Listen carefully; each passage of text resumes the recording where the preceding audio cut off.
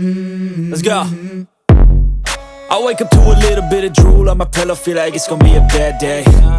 Yeah, I'm tired of shit, and the coffee ain't hit yet, damn, ain't that great. I don't wanna go to work, cause my boss is a jerk, and I'm not even that paid.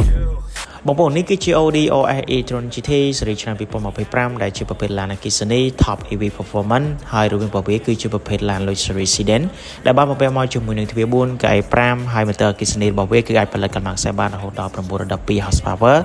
និងដំណើរការដំបង2គឺ all-wheel drive បងប្អូន Audi GT នេះវាសាកថ្មពេញគឺវាអាចរត់បានចម្ងាយរហូតដល់447 km ឬស្មើនឹង278 ម៉ៃល៍ហើយលឿនពី0ទៅ100 km គឺវាចាយពេលត្រឹមតែ 2.5 second តែប៉ុណ្ណោះនិង top speed បានរហូតដល់241 km ក្នុង1ម៉ោងសម្រាប់ battery capacity របស់វាវិញគឺបានរហូតដល់105 kWh ហើយល្បឿននៃការសាកថ្មពី10ទៅ